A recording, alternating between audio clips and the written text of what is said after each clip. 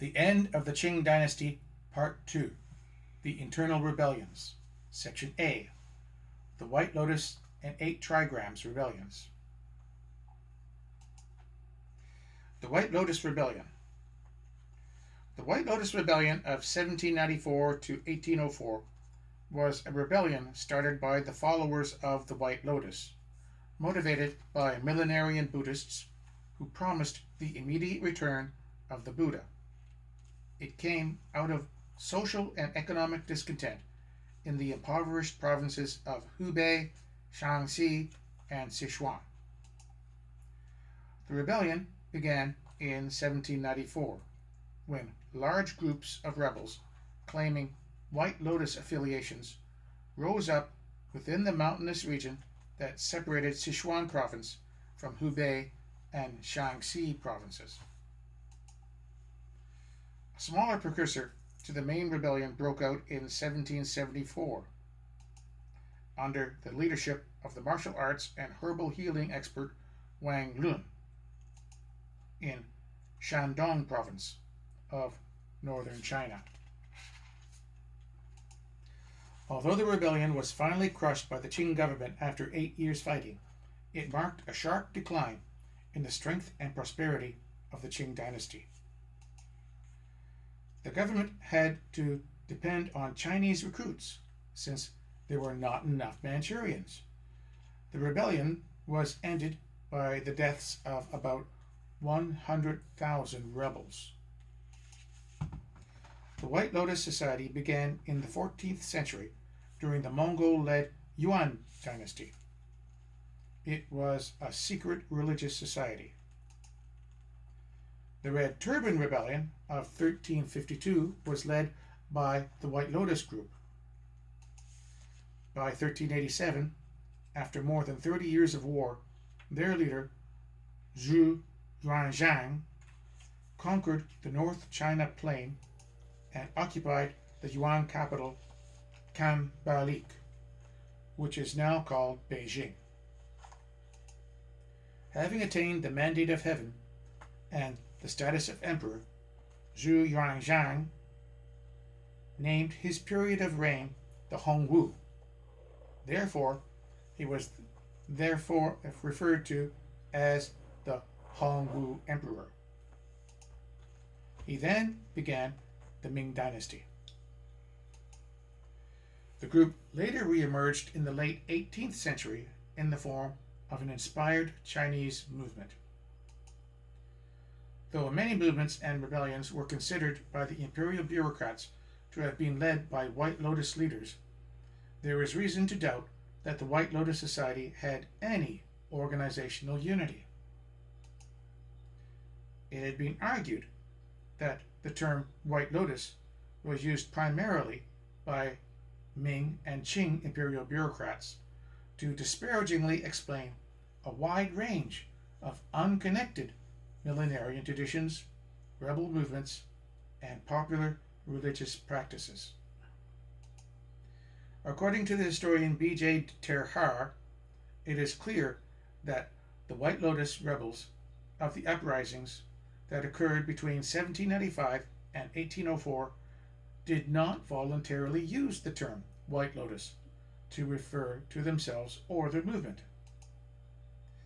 This term was only used by the millenarian rebels under intense pressure during government interrogations.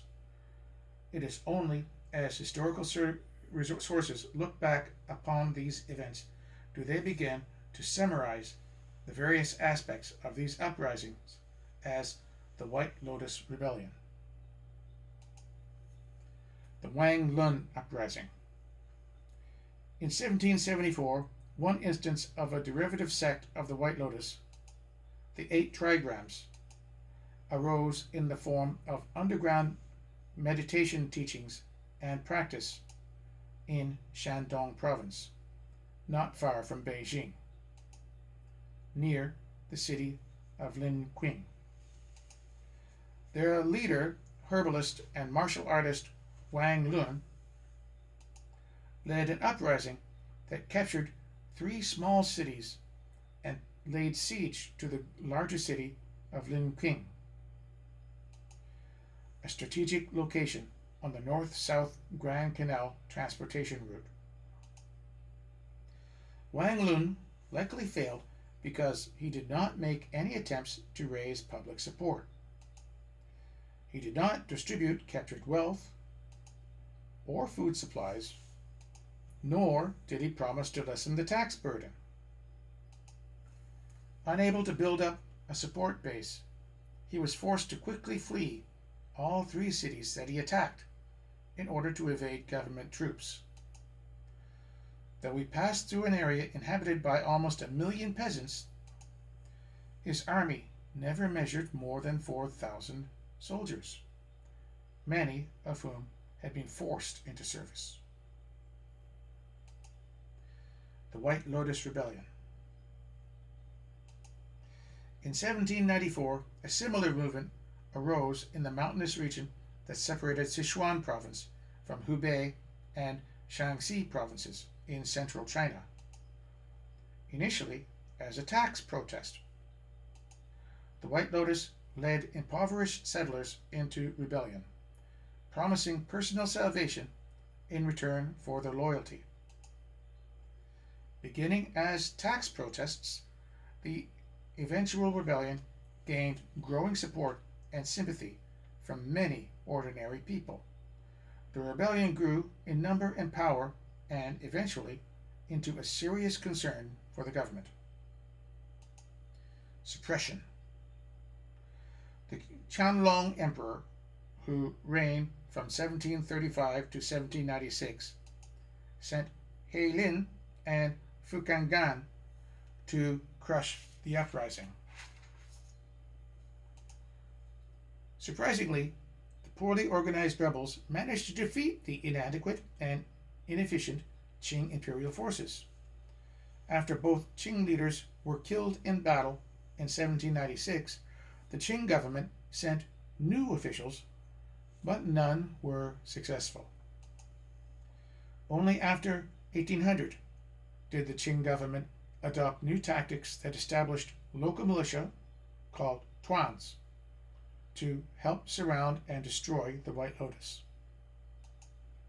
The Qianlong Emperor ordered that 8 banner armies, whether Manchus or Han banners, were not to be used against internal uprisings. So the Qing relied mainly on the Han Chinese Green Standard Army and Han militias to suppress rebellions such as the White Lotus. The Qing commanders sent to repress the rebellion had a difficult time putting down the White Lotus. The White Lotus bands mainly used guerrilla tactics, and once they disbanded, were virtually indistinguishable from the local population. One Qing official complained, "The rebels are all our own subjects. They are not like some external tribe that can be demarcated by a territorial boundary and identified by its distinctive clothing and language. When they congregate and oppose the government, they are rebels. When they disperse and depart, they are civilians once more." Without any enemy to fight, brutality against civilians became more common. Because of the brutality of the Qing troops, however, the troops themselves were given a nickname. They became the Red Lotus Society. A systemic program of pacification followed, resettling the populace in hundreds of stockaded villages and organizing them into militias. In its last stage, the Qing suppression policy combined pursuit and extermination of the rebel guerrilla bands with a program of amnesty for deserters. The imperial authorities suppressed the White Lotus rebellion in 1805 using a combination of military and social policies. About 7,000 banner troops were sent in from Manchuria in combination with Green Standard Army soldiers from Guizhou and Yunnan. as well as thousands of local mercenaries. A decree from the Duogang Emperor admitted it was extortion by local officials that goaded the people to rebellion. Using the arrest of sectarian members as a threat, local officials and police extorted money from people. Actual participation in sect activities had no impact on an arrest, whether or not demands or money were met or not did. Administrators also seized and destroyed sectarian scriptures used by religious groups. One such official was Huang Yupian, who refuted the ideas found in the scriptures with Orthodox Confucian and Buddhist views in a detailed refutation of heresy, Poxi Xiangbian in Chinese. This was written in 1838. This book has since become an invaluable source in understanding the beliefs of these groups. Finding an image of this book, however, is nearly impossible online. The end of the White Lotus Rebellion in 1804 also brought an end to the myth of the military invincibility of the Manchus, perhaps contributing to the greater frequency of rebellions in the 19th century. The White Lotus continued to be active and might have influenced the Eight Trigrams uprising of 1813. Throughout the 1820s and 1830s, the area of the boundary between Hainan and Anhui were perpetually plagued by White Lotus revolts. They were frequently in league with the area's brigands and salt smugglers. Other White Lotus spin-offs include the Eight Trigrams, the Tiger Whips, and the Yihiquan, the Boxers. 48 years later, Zheng Guofan studied and was inspired by the Qing government's methods during the White Lotus Rebellion, while considering ways to suppress the Taiping Rebellion. The Eight Trigrams Uprising. The Eight Trigrams Uprising of 1813 was started by some elements of the millenarian Qianli sect, or Heavenly Principle sect, which was a branch of the White Lotus sect. They were led by Lin Ching and Li Wenchang. The revolt occurred in the Zili, Shandong, and Hainan provinces of China. In 1812, the leaders of the Eight Trigram sect, also known as the Sect of the Heavenly Order, announced that their leader, Li Wenchang, was a true lord of the Ming, and declared 1813 as the year for rebellion. Lin Ching declared himself to be the reincarnation of Maitreya, the prophesied future Buddha in Buddhism. He used banners with the inscription, "Entrusted by heaven to prepare the way." This was a reference to the popular novel Water Margin. They considered him sent by the eternal unborn mother, or esoteric Chinese religions, to remove the Qing dynasty, whom they regarded as having lost the mandate of heaven to rule. The third leader was Feng Kashan, who was called the King of Earth. Li was called the King of Men, and Lin referred to as King of Heaven. The group won support from several powerful eunuchs in the Forbidden City. On September 15, 1813, the group attacked the imperial palace in Beijing. The rebels made it into the city and may have been successful in overthrowing the Qing. had it not been for Prince Mianing, who was the future emperor. He used his forbidden musket to repel the invaders. The rebellion is seen as being similar to the previous White Lotus Rebellion, with the former being of religious intent and later leaders of the Eight Trigram appearing more interested in personal power by overthrowing the Qing dynasty. The leader, Lin Ching, was a hustler who drifted between odd jobs before taking over a local White Lotus sect. He met Li Wenchang in 1811, who at the time was acquiring control over a network of similar sects.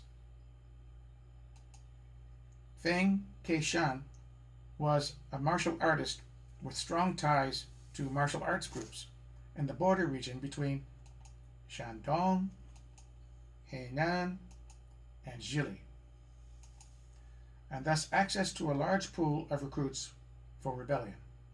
Although he was significantly less interested in religious affairs, the name Eight Trigrams comes from the ancient Chinese divination text of I Ching. Lin Ching and Li Wenchang seem to have been inspired to overthrow the Qing by the appearance in 1811 of a bright comet.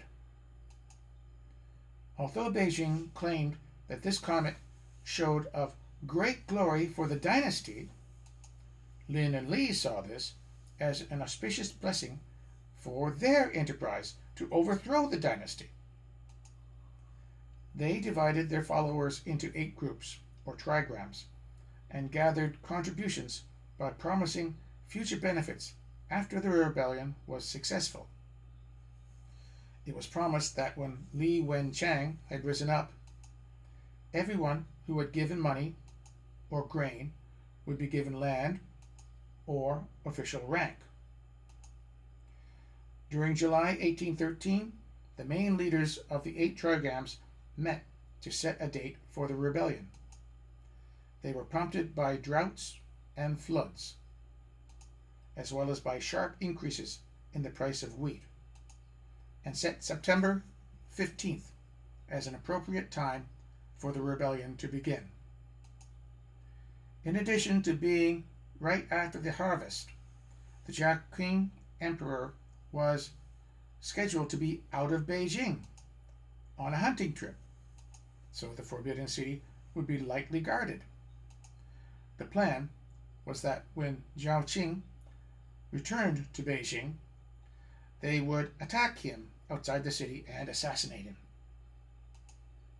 Li Wenchang was to rise in Huaxian, now called Huazhu, and march northward to gather more followers and converge with Lin Ching in Beijing.